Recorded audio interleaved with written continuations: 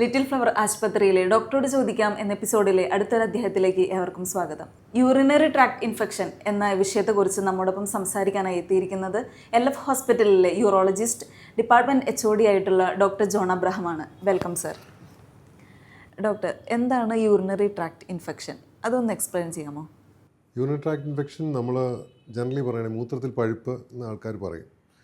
ഈ urinary tract എന്ന് പറയുമ്പോൾ കിഡ്നി, യൂറീറ്റർ, കിഡ്നിയിൽ നിന്ന് താഴോട്ട് വരുന്ന ട്യൂബുണ്ട്, യൂറിൻ വരുന്ന ട്യൂബ്, എന്നിട്ടത് മൂത്രസഞ്ചിയിൽ വന്നിട്ട് പുറത്തോട്ട് പോകും. ഈ വഴിയിൽ എവിടെ വന്നാലും യൂറിനറി ട്രാക്ട് ഇൻഫെക്ഷൻ എന്ന് പറയും. അപ്പോൾ കിഡ്നിക്ക് ഇൻഫെക്ഷൻ വരാം, യൂറീറ്ററിൽ ഇൻഫെക്ഷൻ വരാം, അല്ലെങ്കിൽ മൂത്രസഞ്ചിയിൽ ഇൻഫെക്ഷൻ വരാം, പിന്നെ മൂത്രനാളി, മൂത്രസഞ്ചിയിൽ നിന്ന് പുറത്തോട്ട് വന്ന മൂത്രനാളി, യൂറീത്ര, അവിടെ എല്ലാം ഇൻഫെക്ഷൻ വരാം. അപ്പോൾ ഇതെല്ലാം ബ്രോഡായിട്ട് യൂറിനറി ട്രാക്ട് ഇൻഫെക്ഷൻ എന്ന് പറയും. അപ്പോൾ നമ്മൾ കിഡ്നിയുടെ ഇൻഫെക്ഷൻ വരുമ്പോൾ അത് പൈലോനെഫ്രൈറ്റിസ് എന്ന് പറയും. അപ്പോൾ ബ്ലാഡറിൻ്റെ ഇൻഫെക്ഷൻ എന്ന് പറയുമ്പോൾ, അല്ലെങ്കിൽ മൂത്രസഞ്ചിയുടെ ഇൻഫെക്ഷൻ സിസ്റ്റൈറ്റിസ് എന്ന് പറയും. ഇനി സിസ്റ്റൈറ്റിസ് കഴിഞ്ഞ് ബ്ലാഡറിൽ നിന്ന് പുറത്തോട്ട് പോകുന്ന ട്യൂബ് യൂറീത്രയ്ക്ക് ഇൻഫെക്ഷൻ വരുമ്പോൾ അത് യൂറീത്രൈറ്റിസ്. അപ്പോൾ മെയിൽസ് അല്ലെങ്കിൽ ആണുങ്ങൾക്കാണെന്നുണ്ടെങ്കിൽ അവിടെ പ്രോസ്റ്റേറ്റ് എന്ന് പറഞ്ഞൊരു ഗ്ലാൻഡ് ഉണ്ട്. അപ്പോൾ പ്രോസ്റ്റേറ്റ് ഗ്രന്ഥിയുടെ ഇൻഫെക്ഷൻ വരുമ്പോൾ അത് പ്രോസ്റ്റേറ്റൈറ്റിസ് എന്ന് പറയും. അപ്പോൾ ഇതെല്ലാം യൂറിനറി ട്രാക്ട് ഇൻഫെക്ഷനകത്ത് വരും, മൂത്രാശയത്തിലുള്ള ഇൻഫെക്ഷൻ. അപ്പോൾ ഇതിനെല്ലാം ഓരോരോ കാരണങ്ങളുണ്ട്, ട്രീറ്റ്മെൻറ്റും വേറെ വ്യത്യസ്തമാണ്. നമുക്ക് പ്രധാനമായിട്ട് യൂറിനറി ട്രാക്ട് ഇൻഫെക്ഷനിൽ നമുക്ക് എന്തൊക്കെ ലക്ഷണങ്ങളാണ് നമുക്ക് കാണാൻ കഴിയുന്നത്? നമ്മൾ നോക്കുമ്പോൾ രണ്ട് മൂന്ന് കാര്യങ്ങൾ ശ്രദ്ധിക്കേണ്ടത്. മൂത്രത്തിൽ പഴുപ്പെന്നുള്ളത് രണ്ടായിട്ട് നമ്മളങ്ങ് ഡിവൈഡ് ചെയ്യും. ഒന്ന് കിഡ്നി ഇൻഫെക്ഷൻ വരുന്നതും, പിന്നെ ബ്ലാഡർ, മൂത്രസഞ്ചി മുതൽ താഴോട്ട് വരുന്നതും. അത് ഒരെണ്ണം അപ്പർ UTI അല്ലെങ്കിൽ കിഡ്നിയും യൂറീറ്റർ എന്ന് പറഞ്ഞ ട്യൂബിൻ്റെ ഇൻഫെക്ഷൻ വരുന്നതും, താഴെ ലോവർ യൂറിനറി ട്രാക്ട് ഇൻഫെക്ഷൻ, അപ്പോൾ യൂറിനറി ബ്ലാഡർ അല്ലെങ്കിൽ മൂത്രസഞ്ചിയും മൂത്രനാളിക്കും വരുന്നത്. അപ്പോൾ നമുക്ക് ഇത് രണ്ടും വ്യത്യസ്തമായ സിംറ്റംസാണ് വരുന്നത്, അല്ലെങ്കിൽ രോഗലക്ഷണങ്ങളാണ് വരുന്നത്. ഇപ്പോൾ നമുക്ക് ലോവർ യൂറിനറി ട്രാക്ട് ഇൻഫെക്ഷൻ, അതാണ് ഏറ്റവും കോമൺ ആയിട്ടുള്ളത്. എന്ന് വെച്ച് കഴിഞ്ഞാൽ ബ്ലാഡർ, മൂത്രസഞ്ചിയും യൂറീത്രയും. അപ്പോൾ അതിനകത്തുള്ള ഇൻഫെക്ഷൻ വരുമ്പോൾ പ്രധാനമായിട്ടും വരുന്നത് മൂത്രം പോകാൻ നേരത്തെ ഭയങ്കര വേദന, ഡിസ്യൂറിയ എന്ന് ഇംഗ്ലീഷ് പറയും. എപ്പോഴും പോകേണ്ടി വരുന്നു, ഏർജൻസി, കൂടെ പോകേണ്ടി വരും. മൂത്രമൊഴിച്ച് തീരാൻ നേരത്ത് അതിഭയങ്കരമായ വേദന, അല്ലെങ്കിൽ മൂത്രമൊഴിച്ച് കഴിഞ്ഞാലും പിന്നെയും ബാത്റൂമിൽ നിന്ന് തിരിച്ച് പിന്നെയും പോകേണ്ടി വരുന്നു, ഫ്രീക്വൻസി, എപ്പോഴും പോകേണ്ടി വരുന്നു. ഇങ്ങനെയുള്ള സിംറ്റംസാണ് പൊതുവേ നമ്മൾ മൂത്രത്തിൽ പഴുപ്പെന്നുള്ള പൊതുവേ പൊതുജനങ്ങൾക്ക് അനുഭവപ്പെടുന്ന ഒരു പ്രശ്നം. അപ്പോൾ അത് മൂത്രസഞ്ചി, അതാണ് ഏറ്റവും കോമൺ അല്ലെങ്കിൽ ഏറ്റവും സാധാരണയായി കാണുന്ന ഇൻഫെക്ഷൻ, സിസ്റ്റൈറ്റിസ് എന്ന് പറഞ്ഞ അസുഖം. അത് ഫീമെയിൽസിനായിരിക്കും കൂടുതൽ വരുന്നത്. യൂറീത്രൈറ്റിസ്, അതും ആണുങ്ങൾക്കായിരിക്കും കൂടുതൽ വരുന്നത്. പ്രോസ്റ്റേറ്റ് ഉള്ളതുകൊണ്ട് പ്രോസ്റ്റേറ്റൈറ്റിസ് ഇൻഫെക്ഷൻ വരുന്നത്. അതുപോലെ തന്നെ അപ്പർ യൂറിനറി ട്രാക്ട് ഇൻഫെക്ഷൻ. ഇപ്പോൾ കിഡ്നിയുടെ ഇൻഫെക്ഷൻ വരുമ്പോൾ പൊതുവേ രംഗമൊക്കെ ആകെ മാറും. ആൾക്കാർക്ക് വേദന, വയറുവേദനയായിരിക്കും കൂടുതൽ. വയറുവേദന ഒരു വശത്ത്, കിഡ്നി എന്ന് പറയുന്ന രണ്ട് വശത്തായിട്ടാണ് ഇരിക്കുന്നത്. അപ്പോൾ ആ വശങ്ങളിൽ ഭയങ്കര അതികൽസമായ വേദന വരും. അതിൻ്റെ കൂടെ കിഡ്നി ഇൻഫെക്ഷൻ വരുമ്പോൾ പ്രധാനമായിട്ടും ഒരു പനിയും വിറയലും കുളിരും അതൊക്കെ അനുഭവപ്പെടും. അപ്പോൾ നമ്മൾ സാധാരണ അങ്ങനൊരു പനിയും വിറയലും ഇതും വന്ന് വലതുവശത്തും ഇടതുവശത്തുമായിട്ട് വേദന വരികയാണെങ്കിൽ അത് ശ്രദ്ധിക്കേണ്ടത് കിഡ്നിയിൽ ഇൻഫെക്ഷൻ വന്നിട്ടുണ്ടോ എന്നുള്ളത് ചെക്ക് ചെയ്യുന്നത് നല്ലതായിരിക്കും. അപ്പോൾ യൂറിനറി ട്രാക്ട് ഇൻഫെക്ഷൻ താഴെ നിന്ന് മൂത്രസഞ്ചിയിലുള്ള ഇൻഫെക്ഷൻ വേണമെങ്കിൽ മുകളിലോട്ട് സ്പ്രെഡ് ചെയ്തും അങ്ങനെ വരാം. പക്ഷേ ഇതൊക്കെയാണ് പൊതുവെയുള്ള രോഗലക്ഷണങ്ങൾ. ചിലപ്പോൾ മൂത്രത്തിൽ ചുവപ്പ് നിറം, രക്തം വരെ വന്നിരിക്കും ഈ സ്ട്രെയിൻ ചെയ്ത് മൂത്രമൊഴിക്കാൻ. നമുക്ക് പ്രധാനമായിട്ട് ഇതിൻ്റെ കാരണങ്ങൾ, എന്തുകൊണ്ടാണ് UTI വരാനുള്ള കാരണങ്ങൾ? അതെ, നമ്മൾ നോക്കുകയാണെങ്കിൽ പൊതുവേ എടുത്തു കഴിഞ്ഞാൽ എവിടെയെങ്കിലും മൂത്രം കെട്ടിക്കിടന്നു കഴിഞ്ഞാൽ ഇൻഫെക്ഷൻ അല്ലെങ്കിൽ മൂത്രത്തിൽ പഴുപ്പ് വരാൻ സാധ്യത വളരെ കൂടുതലാണ്. അപ്പോൾ എങ്ങനെയൊക്കെയാണ് കെട്ടിക്കിടക്കുന്നത്? ഈ കിഡ്നിക്കകത്തു നിന്ന് ട്യൂബിലോട്ട് വരുന്ന സ്ഥലത്ത് വേണമെങ്കിൽ ഒരു കല്ല് വന്ന് ബ്ലോക്ക് ആകാം, അല്ലെങ്കിൽ പുറത്തുനിന്ന് അവിടെ ഒരു മുഴ വന്ന് ക്യാൻസറോ അങ്ങനെയുള്ള സാധനങ്ങൾ വന്ന് തടസ്സം വന്നിട്ട് വരാം. പിന്നെ ഉള്ളത്, നമുക്ക് ഈ മൂത്രസഞ്ചിയിൽ നിന്ന് പുറത്തോട്ട് പോകുന്നിടത്ത് പ്രോസ്റ്റേറ്റ് എന്ന് പറഞ്ഞ ഗ്രന്ഥിയുണ്ട്, അത് തടസ്സം വന്നിട്ട് മൂത്രം കെട്ടിക്കിടന്നിട്ട് ഇൻഫെക്ഷൻ വരാം. ഇത് കെട്ടിക്കിടക്കുന്നത് അതാണ് പ്രധാനമായിട്ടുള്ളൊരു കാര്യം. പിന്നെ വേറൊരു കാര്യമുള്ളത്, നമ്മൾ കുറേ സമയം മൂത്രം പിടിച്ചു വെച്ചു എന്നിരിക്കട്ടെ, അപ്പോൾ അങ്ങനെ വരുമ്പോഴും മൂത്രം കുറേ നേരം കെട്ടിക്കിടന്നു. അപ്പോൾ നമ്മളിപ്പോൾ ഇപ്പോൾ നമ്മുടെ വെള്ളം ഒരു ടാങ്കിൽ കെട്ടിക്കിടക്കുന്ന പോലെ നമ്മുടെ ഓവൊക്കെ അടച്ചു വെച്ച് കഴിഞ്ഞാൽ ചിലപ്പോൾ അത് പായൽ പിടിച്ച് അതുപോലത്തെ ഒരു സിറ്റുവേഷനാണ് മൂത്രം കുറേ സമയം കെട്ടിക്കിടക്കുമ്പോൾ ഉണ്ടാകുന്നത്.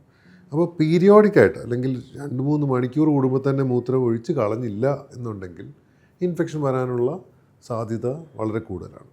ഇനി മറ്റ് സ്ഥലങ്ങളിൽ നിന്ന് ഹിമറ്റോജനസ് ഇൻഫെക്ഷൻ എന്ന് പറയും. അതെന്ന് വെച്ചാൽ നമുക്ക് ന്യൂമോണിയ ഉണ്ടെന്നിരിക്കട്ടെ, അല്ലെങ്കിൽ കാലിൽ എന്തെങ്കിലും പഴുപ്പുണ്ടെന്നിരിക്കട്ടെ, വേണമെങ്കിൽ അവിടെ നിന്ന് രക്തം വഴി ഈ രക്താണുക്കൾ വന്നിട്ട് നമുക്ക് കിഡ്നിക്കകത്ത് ഇൻഫെക്ഷനൊക്കെ വരാം. അങ്ങനെയുള്ള പല കാരണങ്ങളുണ്ട്. പക്ഷെ പ്രധാനമായിട്ടും മൂത്രം കൂടുതൽ സമയം കെട്ടിക്കിടക്കുകയോ നാളിയിൽ എവിടെയെങ്കിലും മൂത്രാശയത്തിൽ തടസ്സമുണ്ടെങ്കിലോ ഒക്കെയാണ് നമ്മൾക്കത് അനുഭവപ്പെടുന്നത്. അപ്പോൾ അതാണ് പ്രധാനമായിട്ടുള്ള കാരണങ്ങൾ. അപ്പോൾ കാരണങ്ങളിപ്പോൾ നമുക്ക് ഒരു കല്ല് വന്ന് ബ്ലോക്കായാൽ വരും, പ്രോസ്റ്റേറ്റിൻ്റെ വരും. ഇപ്പോൾ സ്ത്രീകൾക്കാണത് കൂടുതൽ ഇൻഫെക്ഷൻ വരാൻ സാധ്യത എന്ന് വെച്ച് കഴിഞ്ഞാൽ മൂത്രനാളി വളരെ ചുരുക്കമാണ്, ചെറുതാണ്. അപ്പോൾ നീളം വളരെ കുറവാണ്. അപ്പോൾ പെട്ടെന്ന് ഇൻഫെക്ഷൻ പുറത്തുനിന്ന് മൂത്രസഞ്ചിക്കകത്തോട്ട് കയറാനുള്ള സാധ്യതയുണ്ട്. UTI ഡയഗ്നോസ് ചെയ്യുന്നതിന് നമ്മൾ ഹെൽപ്പ് ചെയ്യുന്ന പലതരം ടെസ്റ്റുകൾ, ബ്ലഡ് ടെസ്റ്റ്, യൂറിൻ ടെസ്റ്റ്, അതുപോലെ സ്കാനിങ്ങുകൾ, എന്തോരം ടെസ്റ്റുകളാണ് നമ്മൾ പ്രധാനമായിട്ട് ഡയഗ്നോസ് ചെയ്യുന്നതിന് ഹെൽപ്പ് ചെയ്യുന്നത്? നോക്കുകയാണെങ്കിൽ എപ്പോഴും ഏത് രോഗത്തിനും നമുക്ക് രോഗലക്ഷണങ്ങളുണ്ട്, സിംറ്റംസ് ആൻഡ് സൈൻസ് എന്ന് പറയും. രണ്ടാമത് നമുക്ക് ബ്ലഡ് ടെസ്റ്റ് ഉണ്ട്, യൂറിൻ ടെസ്റ്റ് ഉണ്ട്, ദാറ്റ് ഈസ് ലാബ് ടെസ്റ്റ് ഉണ്ട്, പിന്നെ ഇമേജിങ് എന്ന് വെച്ച് കഴിഞ്ഞാൽ സ്കാൻ. അതാണ് നമ്മുടെ ഒരു അടുക്ക്.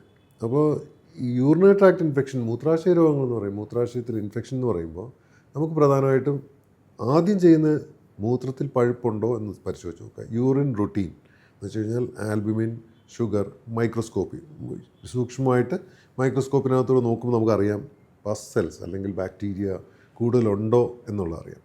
പിന്നെ ഉള്ളത് നമുക്ക് മൂത്രത്തിൽ കൾച്ചർ ചെയ്യാം. എന്ന് വെച്ച് കഴിഞ്ഞാൽ ബാക്ടീരിയ ഉണ്ടെങ്കിൽ അത് ഏത് ബാക്ടീരിയ ആണെന്ന് അറിയാനായിട്ട് യൂറിൻ കൾച്ചർ ആൻഡ് സെൻസിറ്റിവിറ്റി. അപ്പോൾ കൾച്ചർ ചെയ്യുമ്പോൾ നമുക്ക് അത് ഏത് ബാക്ടീരിയയാണ്, പ്രശ്നമുള്ള ബാക്ടീരിയ ആണോ, അത് ഏത് ആൻറ്റിബയോട്ടിക്കാണ് ഏറ്റവും നല്ലത് എന്നറിയാനായിട്ട് യൂറിൻ കൾച്ചർ ചെയ്യും. ഇനി ഇത് കൂടാതെ നമുക്ക് അറിയാം, നമുക്ക് ഈ ലോകത്തിൽ ഡയബറ്റിസും ഹൈപ്പർ ടെൻഷൻ, ഹാർട്ട് ഡിസീസൊക്കെ ഉള്ള ആൾക്കാരൊക്കെയാണ് മിക്കവരും വരുന്നത്. പ്രത്യേകിച്ച് ഡയബറ്റിസ് ഉള്ള ആൾക്കാർക്ക് നമുക്കെപ്പോഴും സാധ്യത കൂടുതലാണ് ഇൻഫെക്ഷൻ. അപ്പോൾ നമുക്ക് ബ്ലഡിൽ നമുക്ക് ഷുഗറിൻ്റെ വാല്യൂ അത് കൂടുതലാണോ, ഷുഗർ ബാക്ടീരിയയ്ക്ക് വളരെ ഇഷ്ടമുള്ളൊരു സംഭവമാണ് ഷുഗർ. അപ്പോൾ നമുക്ക് ഷുഗർ കൂടുന്തോറും ബാക്ടീരിയ മൾട്ടിപ്ലിക്കേഷൻ അല്ലെങ്കിൽ മൂത്രത്തിൽ പഴുപ്പിനുള്ള സാധ്യത വളരെ കൂടും. അപ്പോൾ ബ്ലഡ് ഷുഗർ ലെവൽസ്, അപ്പോൾ അതുപോലെ തന്നെ കിഡ്നി ഫങ്ഷൻ ലെവൽസ് എന്ന് വെച്ചാൽ യൂറിയ, ക്രിയാറ്റിനിൻ, ഇങ്ങനെയുള്ള കാര്യങ്ങൾ അതൊക്കെ ബേസിക് ടെസ്റ്റാണ്. ഇതൊക്കെ ചെയ്യുക. പിന്നെ അതുപോലെ തന്നെ blood counts, complete blood count എന്ന് പറയും. എന്ന് വെച്ച് കഴിഞ്ഞാൽ നമുക്ക് ഹീമോഗ്ലോബിൻ, ടോട്ടൽ ല്യൂക്കോസൈറ്റ് കൗണ്ട് അല്ലെങ്കിൽ രക്താണുക്കൾ എത്രമാത്രം ഉണ്ട്, ഈ വൈറ്റ് ബ്ലഡ് സെൽസ് എത്രമാത്രം കൂടുതലുണ്ട്, അതൊക്കെ നമുക്കൊരു ഐഡിയ തരും എത്രമാത്രം സിവിയറാണ് ഈ ഇൻഫെക്ഷൻ എന്നുള്ളത്. അതൊന്ന് ഗ്രേഡ് ചെയ്യാനായിട്ട്. അപ്പോൾ ഇത്രയാണ് നമ്മൾ ബേസിക്കായിട്ട് ചെയ്യുന്ന ബ്ലഡും യൂറിൻ ടെസ്റ്റും. പിന്നെയുള്ള ടെസ്റ്റ് എന്ന് പറഞ്ഞാൽ ഇമേജിംഗ് ആണ്. ഇമേജിംഗ് എന്ന് വെച്ച് കഴിഞ്ഞാൽ നമുക്ക് സ്കാനും ഒക്കെ. അപ്പോൾ ബേസിക്കായിട്ട് നമ്മളെല്ലാവരും ചെയ്യുന്ന ഒരു ടെസ്റ്റ് എന്ന് പറഞ്ഞാൽ അൾട്രാസൗണ്ട് സ്കാൻ, അല്ലെങ്കിൽ വയറിൻ്റെ ഒരു പുറത്തു നിന്നുള്ള സ്കാൻ. അത് നമ്മൾ it can be said it's an extension of the physical examination. നമ്മൾ പരിശോധിച്ച് നോക്കുന്നത് പോലെ തന്നെ ഒരു സ്കാൻ വെച്ചിട്ട് നമുക്ക് അകത്ത് കുറച്ചും കൂടെ ഡീറ്റെയിൽഡായിട്ട് നോക്കാം. അതിലെന്തൊക്കെയാണ് നോക്കുന്നത്? മൂത്രം ഒഴിച്ചു കഴിഞ്ഞാൽ എത്ര കെട്ടിക്കിടപ്പുണ്ട്, പിന്നെ ആ കിഡ്നിയിൽ നിന്ന് താഴോട്ട് വരുന്ന ട്യൂബിലെങ്ങാനും ബ്ലോക്ക് ഉണ്ടോ, കിഡ്നി വികസിച്ചിരിപ്പുണ്ടോ, കിഡ്നിക്കകത്ത് പഴുപ്പ് കെട്ടിക്കിടപ്പുണ്ടോ, ഇതെല്ലാം നമുക്ക് കുറേ ഇൻഫർമേഷൻ ഈ അൾട്രാസൗണ്ട് സ്കാൻ ഒരു സൂക്ഷിച്ച് നടത്തി കുറച്ച് സമയമെടുത്ത് അൾട്രാസൗണ്ട് മെഷർ ചെയ്ത് നോക്കിക്കഴിഞ്ഞാൽ നമുക്ക് കുറേ ഇൻഫർമേഷൻ കിട്ടും. അതും പ്രോസ്റ്റേറ്റിൻ്റെ സൈസ് ഇതെല്ലാം അറിയാം. അതുപോലെ തന്നെ സ്ത്രീകൾക്കാണെന്നുണ്ടെങ്കിൽ ഈ മൂത്രസഞ്ചിയുടെ തൊട്ട് പുറകിലാണ് യൂട്രസും ഓവറി അതൊക്കെ ഇരിക്കുന്നത്. അപ്പോൾ അവിടെ എന്തെങ്കിലും മുഴ അല്ലെങ്കിൽ ഫൈബ്രോയിഡ് എന്നൊക്കെ കിട്ടണം. ഫൈബ്രോയിഡ് ഇപ്പോൾ മൂത്രസഞ്ചിയുടെ പുറകിൽ ഇങ്ങനെ തടസ്സമായിട്ട് നിൽക്കുകയാണ്, അങ്ങനെയൊക്കെയാണെങ്കിൽ മൂത്രം കെട്ടിക്കിടക്കുന്നുണ്ട്, അതിനാണോ കാരണം എന്നുള്ള കാര്യങ്ങളൊക്കെ നമുക്ക് അൾട്രാസൗണ്ടിൽ അറിയാം. ഇനി ഈ അൾട്രാസൗണ്ടിൽ എന്തെങ്കിലും നമുക്കൊരു കല്ലുണ്ട്, അത് കറക്റ്റായിട്ട് കണ്ടുപിടിക്കാൻ പറ്റുന്നില്ല, അല്ലെങ്കിൽ ഒരു മുഴയുണ്ട്, തടിപ്പുണ്ട്, അതിനെപ്പറ്റി കൂടുതൽ ഡീറ്റെയിൽഡായിട്ട് അറിയാൻ വേണ്ടി നമുക്ക് CT സ്കാൻ ചെയ്യാം. CT സ്കാൻ അല്ലെങ്കിൽ MRI വരെ വേണമെങ്കിലും ചെയ്യാം. ഇപ്പോൾ പരിശോധനകൾ കുറേ കാര്യങ്ങൾ ചെയ്യാം, പക്ഷേ പ്രധാനമായിട്ടും അൾട്രാസൗണ്ട് അബ്ഡമൻ, പിന്നെ CT നമ്മൾ ചിലപ്പോൾ CT കോൺട്രാസ്റ്റ് എന്ന് പറയും. മരുന്ന് കുത്തിവെച്ചിട്ടുള്ള CT ചെയ്യുകയാണെന്നുണ്ടെങ്കിൽ കിഡ്നിയുടെ അകത്ത് എന്തെങ്കിലും തടസ്സമോ ഒക്കെ ഉണ്ടെന്നുള്ളത് വളരെ വ്യക്തമായിട്ട് അറിയാൻ പറ്റും. കുട്ടികളിൽ UTI വരുന്നതിനുള്ള കാരണങ്ങൾ അതെന്തൊക്കെയാണ്? നമുക്കത് തടയാനായിട്ട് എങ്ങനെയൊക്കെയാണ് നമ്മൾ ശ്രദ്ധിക്കേണ്ട കാര്യങ്ങൾ? കുട്ടികളിൽ വരുന്ന UTI അല്ലെങ്കിൽ മൂത്രത്തിൽ പഴുപ്പെന്ന് പറയുന്നത് നമുക്ക് അറിഞ്ഞിരിക്കേണ്ട ഒരു കാര്യം, ഒരു കുഞ്ഞ് ജനിച്ചു കഴിഞ്ഞിട്ട് നമുക്ക് സാധാരണ ഇപ്പോൾ നമുക്ക് പ്രീനേറ്റൽ സ്കാൻസ് ഉണ്ട്. നമുക്ക് നേരത്തെ സ്കാൻ ചെയ്ത് കുഞ്ഞിൻ്റെ കിഡ്നിക്ക് എന്തെങ്കിലും തടസ്സമുണ്ടോ എന്നൊക്കെ ഉള്ളത് അറിയാൻ പറ്റും. അപ്പോൾ തന്നെ ട്രീറ്റ്മെൻറ്റ് സ്റ്റാർട്ട് ചെയ്യും. അപ്പോൾ നമുക്ക് അപ്പോൾ തന്നെ അത് മോണിറ്റർ ചെയ്യും. സ്കാൻസ് ചെയ്യുമ്പോൾ അത് കുറയുന്നുണ്ടോ, കൂടുന്നുണ്ടോ, കിഡ്നി വികസിക്കുന്നുണ്ടോ. നമ്മുടെ ഈ ഒളിഗോഹൈഡ്രാംനിയോസ് എന്ന് വെച്ച് കഴിഞ്ഞാൽ നമുക്ക് ഈ കുഞ്ഞുണ്ടാവുന്നതിന് ചുറ്റും ഫ്ലൂയിഡ്, മദറിൻ്റെ ഇതിനകത്ത് ഫ്ലൂയിഡ് നല്ലപോലെ ഉണ്ടോ, ആംനിയോട്ടിക് ഫ്ലൂയിഡ്, അങ്ങനെയൊക്കെ എല്ലാ ഇൻഡിക്കേഷൻസും വളരെ ക്ലോസ് ആയിട്ട് മോണിറ്റർ ചെയ്യും അങ്ങനെയുള്ള പേഷ്യൻസിനെ. അപ്പോൾ ഇത് ജനിച്ച് കഴിഞ്ഞാലും ആദ്യത്തെ 1 വർഷത്തിനകത്ത് എന്തെങ്കിലും ഒരു ഇൻഫെക്ഷൻ വരികയാണ്, മൂത്രത്തിൽ പഴുപ്പ് വരികയാണെങ്കിൽ അത് വളരെ സീരിയസ് ആയിട്ട് എടുക്കും. എന്ന് വെച്ച് കഴിഞ്ഞാൽ അതിനുള്ള കാരണം എന്ന് വെച്ച് കഴിഞ്ഞാൽ ആ മൂത്രസഞ്ചിക്ക് എന്തെങ്കിലും ജന്മനാ ഉള്ള ചെറിയ തടസ്സങ്ങളോ ജന്മനാ ഉള്ള വൈകല്യങ്ങളോ ഒക്കെ വരാം. ചിലപ്പോൾ ചിലർക്ക് മൂത്രം പോകുന്നിടത്തൊരു തടസ്സം, വാൽവ് എന്നൊക്കെ പറയും, പോസ്റ്റീരിയർ യൂറിത്രൽ വാൽവ്, ആ വാൽവ് തടസ്സം ഉണ്ടാക്കി കഴിഞ്ഞാൽ മൂത്രം മുഴുവൻ പോകത്തില്ല. അല്ലെങ്കിൽ കിഡ്നിയും താഴോട്ടുള്ള ട്യൂബിൽ ബ്ലോക്ക് വരാം. അത് കിഡ്നിയും താഴോട്ട് വരുന്ന ട്യൂബിൽ എവിടെയെങ്കിലും ഒരിടത്ത് ബ്ലോക്ക്, അല്ലെങ്കിൽ ഡെവലപ്മെൻറ്റൽ അബ്നോർമാലിറ്റീസ് എന്ന് പറയും, അത് ജന്മനാ വരും. അപ്പോൾ ആദ്യത്തെ ഒരു വയസ്സിനുള്ളിൽ എന്തെങ്കിലും മൂത്രത്തിൽ പഴുപ്പ് വന്നു, അല്ലെങ്കിൽ പനിയും വിറയലും മൂത്രത്തിൽ പഴുപ്പും എല്ലാം വന്നു കഴിഞ്ഞാൽ വളരെ സൂക്ഷിച്ച് നമ്മളത് മോണിറ്റർ ചെയ്യണം. പിന്നെ ഉള്ളത് നമുക്ക് സാധാരണ കുഞ്ഞ് ഗേൾസ് ആണെന്നുണ്ടെങ്കിൽ, ചിൽഡ്രൻ ഇൻഫൻസ് ആണെന്നുണ്ടെങ്കിൽ ചിലപ്പോൾ ആ മൂത്രം നാളി കംപ്ലീറ്റ് അങ്ങ് അടഞ്ഞു പോകും അവിടെ. അതപ്പോൾ സൂക്ഷിച്ച് നോക്കിക്കഴിഞ്ഞാൽ നമുക്കത് വികസിപ്പിച്ച് അത് ശരിയാക്കാവുന്നതാണ്. ഇപ്പോൾ ഇതെല്ലാം പല കാരണങ്ങളുണ്ട്. ഇതെല്ലാം തടസ്സമുണ്ടോ, ജന്മനുള്ള വൈകല്യങ്ങളുണ്ടോ എന്നൊക്കെ ഉള്ളത് നമുക്ക് കുഞ്ഞുങ്ങളുടെ കാര്യത്തിൽ വളരെ ഇമ്പോർട്ടൻ്റ് ആണ്. പിന്നെ ചെറിയ ഏജിലുള്ള ഇൻഫെക്ഷൻ എന്തുകൊണ്ടാണ് ഇത്ര ഇമ്പോർട്ടൻസ് എന്ന് വെച്ച് കഴിഞ്ഞാൽ, ഒരു കുഞ്ഞിൻ്റെ കിഡ്നിയൊക്കെ ഒരു 5 വയസ്സ് വരെ കഴിവതും ഇൻഫെക്ഷൻ വന്നുകൂടാം. ഇൻഫെക്ഷൻ വന്നു കഴിഞ്ഞാൽ അത് കിഡ്നിയിൽ കയറിക്കഴിഞ്ഞാൽ അത് പിന്നെ പിൽക്കാലത്ത് അത് കിഡ്നിക്ക് ഡാമേജ് വരാം, സ്കാറിങ് അല്ലെങ്കിൽ കിഡ്നി സ്കാറിങ് എന്ന് വരാം. വെസൈക്കോ യൂറിട്രിക് റിഫ്ലക്സ് എന്നൊക്കെ പറഞ്ഞ അസുഖങ്ങളുണ്ട്. മൂത്രസഞ്ചിയിൽ നിന്ന് കിഡ്നിയിലോട്ട് തിരിച്ച് യൂറിൻ കയറിപ്പോവും, പുറത്തോട്ട് പോകുന്നതിന് പകരം. അപ്പോൾ അങ്ങനെ കയറിപ്പോവുകയാണെങ്കിൽ കിഡ്നി സ്കാറിങ് വരാം. കിഡ്നി സ്കാറിങ് വന്നു കഴിഞ്ഞാൽ എന്ത് പറ്റും, കിഡ്നി ഫങ്ഷനെ അത് എഫക്റ്റ് ചെയ്യും, കിഡ്നിയുടെ ഫങ്ഷൻ ഇല്ലാതാകും. പിന്നെ അതൊക്കെ പ്രിവെൻറ്റ് ചെയ്യേണ്ടത് വളരെ അത്യാവശ്യമാണ്. അതാണ് പിള്ളേരിൽ വരുന്ന ഇൻഫെക്ഷൻ വളരെ ശ്രദ്ധിച്ച് നമ്മൾ കൈകാര്യം ചെയ്യും. നമുക്ക് പ്രധാനമായിട്ട് ഇതിനുള്ള ട്രീറ്റ്മെൻറ്റ് ഓപ്ഷൻസ് അതെന്താണ് ഇന്ന് നമുക്ക് അവൈലബിൾ ആയ ട്രീറ്റ്മെൻറ്റ് ഓപ്ഷൻസ്? നമുക്ക് മെഡിക്കലായിട്ടും സർജിക്കലായിട്ടും നമ്മളിപ്പോൾ ഉള്ള ട്രീറ്റ്മെൻറ്റ് ഓപ്ഷൻസ് അതൊന്ന് എക്സ്പ്ലെയിൻ ചെയ്യുമോ? നമുക്ക് 2 തരം ട്രീറ്റ്മെൻറ്റാണ് ഉള്ളത്. ഒന്ന്, നമുക്ക് സിംറ്റമാറ്റിക് ട്രീറ്റ്മെൻറ്റ്. പേഷ്യൻ്റ് ഇപ്പോൾ സപ്പോസ് നമുക്ക് ജോലിക്ക് പോവുകയാണ്, എപ്പോഴും മൂത്രമൊഴിക്കാൻ പോകുന്നു, അപ്പോൾ അതിനൊരു സിംറ്റംസ് ഉണ്ട്, ഭയങ്കര പെയിൻ. പേഷ്യൻറ്റിന് ഇപ്പോൾ ഇൻഫെക്ഷനാണോ ഒന്നല്ല പ്രശ്നം, വേദന മാറണം, മൂത്രത്തിൻ്റെ ആ ബുദ്ധിമുട്ട് മാറണം, ഭയങ്കര വേദനയാണ്. അപ്പോൾ അങ്ങനെ വരുമ്പോൾ നമ്മൾ സിംറ്റമാറ്റിക് ട്രീറ്റ്മെൻറ്റ് കൊടുക്കും. മൂത്രം നല്ല ഫ്രീ ആയിട്ട് പോകാനും മൂത്രസഞ്ചിയെ കുറച്ചൊന്ന് കൺട്രോൾ ചെയ്യാനുള്ള മരുന്ന്, നമുക്ക് ആൻറ്റി കോളിനർജിക്സ് എന്ന് പറയും, അത് കുറച്ച് ഗ്രൂപ്പ് മരുന്നുകളുണ്ട്. ആ മരുന്നുകൾ കൊടുക്കുമ്പോൾ ആൾക്കാർ കുറച്ചൊരു ആശ്വാസമാവും. ആ മരുന്ന് കൊടുത്തു കഴിയുമ്പോൾ ആ ഫ്രീക്വൻസി എപ്പോഴും പോകണമെന്നുള്ളത് ചിലപ്പോൾ ഒരു 1-2 മണിക്കൂറൊക്കെ കിട്ടും. പിന്നെ ഉള്ളത് മൂത്രം പോകുന്നതിൻ്റെ ആ പുകച്ചിൽ മാറ്റാനുള്ള മരുന്നുകൾ. ഇതൊക്കെ സിംറ്റമാറ്റിക് ട്രീറ്റ്മെൻറ്റ്. പ്രധാനമായിട്ടും ബാക്ടീരിയയാണല്ലോ ഉണ്ടാക്കിയിരിക്കുന്നത് ഇൻഫെക്ഷൻ. അപ്പോൾ അതിന് നമുക്ക് ആൻറ്റിബയോട്ടിക്സ് കൊടുക്കും. ആൻറ്റിബയോട്ടിക്സ് പൊതുവേ നമ്മൾ ബേസിക്കായിട്ടുള്ള ആൻറ്റിബയോട്ടിക്സ് മതി. പൊതുവേ ഈ സിസ്റ്റൈറ്റിസ് അല്ലെങ്കിൽ മൈനർ ഇൻഫെക്ഷൻസ്, അപ്പോൾ ആ മൈനർ ഇൻഫെക്ഷൻസിന് നമ്മൾ സാധാരണ സെഫിക്സിൻ അല്ലെങ്കിൽ ക്വിനലോൺസ്, ഓഫ്ലോക്സസിൻ ഇങ്ങനെയുള്ള മരുന്നുകളൊക്കെയാണ് സാധാരണ കൊടുക്കുന്നത്.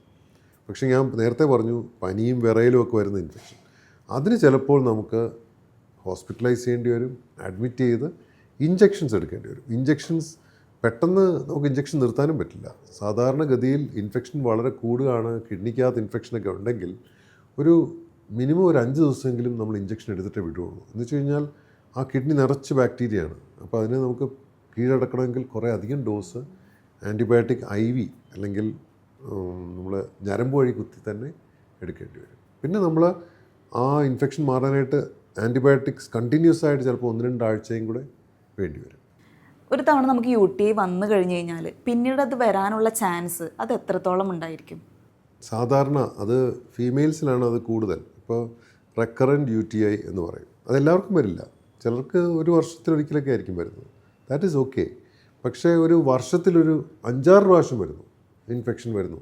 അങ്ങനെയൊക്കെ ഉണ്ടെങ്കിൽ നമ്മളത് വളരെ ശ്രദ്ധിക്കണം. എന്തുകൊണ്ടാണത് വരുന്നത്? പ്രധാനമായിട്ട് നമ്മൾ കാണുന്നത് മൂത്രം കൂടുതൽ സമയം കെട്ടിക്കിടക്കുന്നതുകൊണ്ട് ആണ് സാധാരണ വരുന്നത്.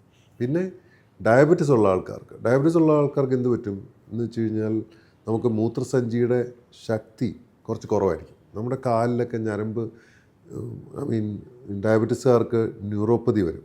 അതുപോലെ തന്നെ അത് ബ്ലാഡറിനെ എഫക്റ്റ് ചെയ്യുമ്പോൾ ബ്ലാഡർ സെൻസേഷൻ അല്ലെങ്കിൽ മൂത്രം നിറയുന്നത് അവരറിയുന്നില്ല. അപ്പോൾ കുറേ നേരം ഇരുന്നാലും മൂത്രമൊഴിക്കാൻ തോന്നുന്നില്ല. അപ്പം അങ്ങനെയുള്ള സിറ്റുവേഷൻ വരുമ്പോൾ മൂത്രം കുറേ കെട്ടിക്കിടക്കും. അത് ഡയബറ്റിക് സിസ്റ്റോപ്പതി എന്നൊക്കെ പറയും. അപ്പോൾ ഡയബറ്റിസുകാർക്ക് എപ്പോഴും അങ്ങനൊരു ഒരു പ്രോബ്ലം ഉണ്ട്. അപ്പോൾ അങ്ങനെയുള്ളവരെ മാനേജ് ചെയ്യുമ്പോൾ നമ്മൾ സാധാരണ റെസിഡ്യുവൽ യൂറിൻ കുറയ്ക്കാൻ നോക്കും. എന്നുവെച്ചാൽ നമ്മൾ സ്കാൻ ചെയ്ത് ആദ്യം റെസിഡ്യുവൽ യൂറിൻ മൂത്രം കെട്ടിക്കിടക്കുന്നത് ചിലപ്പോൾ 300 ml കാണും. അതിനെ നമ്മൾ മാക്സിമം കുറയ്ക്കാൻ നോക്കും. അതിന് സാധാരണ നമ്മൾ ചെയ്യുന്നത് ആൽഫ ബ്ലോക്കേഴ്സ് അല്ലെങ്കിൽ ആ മൂത്രം നാളി കുറച്ചൊന്ന് വികസിപ്പിക്കാനുള്ള മരുന്നുകൾ അങ്ങനെ കൊടുത്തു കഴിഞ്ഞാൽ നമുക്ക് മൂത്രം ഒഴിഞ്ഞങ്ങ് പോകും. ഞാൻ നേരത്തെ പറഞ്ഞ പോലെ ടാങ്കി കെട്ടിക്കിടക്കുന്ന പോലെ കെട്ടിക്കിടക്കില്ല. അങ്ങനെ ചെയ്യുമ്പോൾ തന്നെ പലർക്കും പ്രശ്നങ്ങളങ്ങ് മാറും. പിന്നെ രണ്ടാമതായിട്ട് നമ്മൾ ചെയ്യുന്നത് പ്രൊഫൈലാക്റ്റിക് ആൻറ്റിബയോട്ടിക്സ് അല്ലെങ്കിൽ പ്രിവെൻറ്റീവായിട്ട് ആൻറ്റിബയോട്ടിക്സ് കൊടുക്കാം. അപ്പോൾ ചെറിയ ഡോസിൽ നമുക്ക് ആൻറ്റിബയോട്ടിക്സ് കൊടുത്തു കഴിഞ്ഞാൽ ആ ഉള്ള ബാക്ടീരിയയെ നമുക്കൊന്ന് സപ്രസ് ചെയ്യാൻ പറ്റും. അങ്ങനെ ചെയ്തു കഴിഞ്ഞാൽ നമുക്ക് അതൊരു അടുത്ത സ്റ്റേജിലോട്ട് പോയില്ല. എപ്പോഴും നമ്മൾ ഓർക്കണം, ഇപ്പോൾ സപ്പോസ് ഒരു ബാക്ടീരിയ 3 മണിക്കൂറാകുമ്പോൾ 100 ബാക്ടീരിയ ഉണ്ടെന്നിരിക്കട്ടെ. അതേസമയം ആ ബാക്ടീരിയ അവിടെ കുറേ നേരം മൾട്ടിപ്ലൈ ചെയ്ത് ഒരു 5-6 മണിക്കൂർ കഴിയുമ്പോൾ ആ 100 എന്നുള്ളത് 1,00,000 അടുപ്പിച്ചായി കാണും. അപ്പോൾ അത്രയ്ക്ക് ഫാസ്റ്റായിട്ടാണ്. അതേസമയം ഈ 3 മണിക്കൂറാകുമ്പോൾ തന്നെ മൂത്രം പോയി കഴിഞ്ഞാൽ ഈ ബാക്ടീരിയ എല്ലാം പുറത്തു പോയി.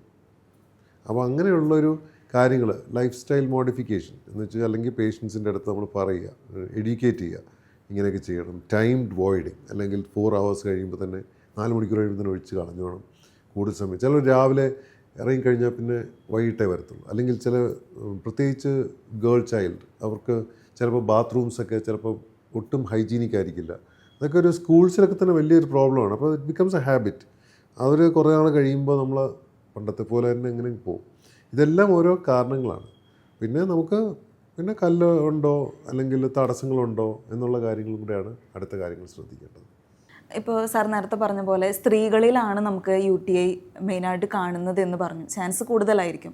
അത് എന്തുകൊണ്ടായിരിക്കും? അതുപോലെ തന്നെ അത് എങ്ങനെ നമുക്ക് പ്രിവെൻറ്റ് ചെയ്യാനായിട്ട് സാധിക്കും? പ്രധാനമായിട്ടും ഞാൻ നേരത്തെ പറഞ്ഞു മൂത്രനാളിയുടെ ലെങ്ത് വളരെ കുറവാണ്. അപ്പോൾ നമുക്ക് പുറത്ത് നമുക്ക് കോളായി എന്നുള്ള ബാക്ടീരിയയൊക്കെ ബവൽ അല്ലെങ്കിൽ മോഷൻ പോകുമ്പോഴൊക്കെ കണ്ടമാനം വരുന്ന ബാക്ടീരിയ, അല്ലെങ്കിൽ അവിടെ നിന്ന് പെരീനിയം ആ ഇടയ്ക്കുള്ള ഭാഗം വളരെ കുറവാണ്.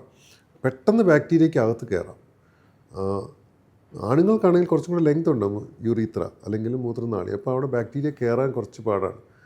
ഫീമെയിൽസിന് ഇങ്ങനെയൊരു പ്രശ്നമുണ്ട്. അപ്പോൾ അങ്ങനെ വരുമ്പോൾ ഏറ്റവും സേഫായിട്ടുള്ള കാര്യം ഇൻ്റർമിറ്റൻ്റായിട്ട് അവോയ്ഡ് ചെയ്ത് കളയുക. മൂത്രം ഏതായാലും ഇൻഫെക്ഷൻ വരാൻ സാധ്യതയുണ്ട്. പിന്നെ നമുക്കൊരു മെനോപോസ് അല്ലെങ്കിൽ ആ ഒരു ഏജ് വരുമ്പോൾ അല്ലെങ്കിൽ പീരിയഡ്സ് നിൽക്കുന്ന സമയമാകുമ്പോൾ അതുവരെ കുറേയൊക്കെ പ്രൊട്ടക്റ്റഡാണ്. ഈ ഹോർമോൺസിൻ്റെ എഫക്റ്റ് കാരണം യൂറിനറി ട്രാക്ട് ഇൻഫെക്ഷൻ ദൈവം എന്തോ അത് അങ്ങനെ വെച്ചിട്ടുണ്ട്. ഇൻഫെക്ഷൻ അത്ര കോമൺ ആയിട്ട് വരില്ല. പക്ഷേ ആ സമയം കഴിയുമ്പോൾ മൂത്രനാളിയൊക്കെ ചുരുങ്ങിപ്പോവും. അട്രോഫിക് വജൈനൈറ്റിസ് എന്ന് പറയും. അവിടെയൊക്കെ ഹോർമോണിൻ്റെ വേരിയേഷൻ കാരണം അവിടെ കംപ്ലീറ്റ് ബ്ലോക്കായിട്ടൊക്കെ തടസ്സം വന്ന് കൂടുതൽ പ്രശ്നമാകും. അപ്പോൾ ഇങ്ങനെയൊക്കെ ആണ് ഫീമെയിൽസിന് കൂടുതൽ വരാനുള്ള സാധ്യത. പിന്നെ ഉള്ളത് നമുക്ക് സെക്ഷൽ ഇൻ്റർകോഴ്സ് അല്ലെങ്കിൽ നമുക്ക് അങ്ങനെ ഈ ബന്ധപ്പെട്ട് കഴിഞ്ഞാൽ ഉടൻ തന്നെ യൂറിൻ പാസ് ചെയ്ത് കളയാനുള്ളൊരു ശീലം വേണം. അപ്പോൾ അങ്ങനെയൊന്നും അല്ല എന്നുണ്ടെങ്കിൽ ബാക്ടീരിയ ചിലപ്പോൾ അവിടെ പെട്ടെന്ന് യൂറിത്രയ്ക്കകത്ത് കയറാൻ അല്ലെങ്കിൽ മൂത്രസഞ്ചിക്കകത്ത് കയറാൻ സാധ്യതയുണ്ട്. നമുക്ക് എന്താണ് യൂറിനറി ട്രാക്ട് ഇൻഫെക്ഷൻ, അതുപോലെ തന്നെ നമുക്കത് പ്രിവെൻറ്റ് ചെയ്യാനായിട്ട് നമ്മൾ അറിഞ്ഞിരിക്കേണ്ട കാര്യങ്ങൾ, അതെല്ലാം വളരെ ലളിതമായി നമുക്കിന്ന് പറഞ്ഞു തന്ന ജോൺ അബ്രഹാം ഡോക്ടറിന് താങ്ക് യു.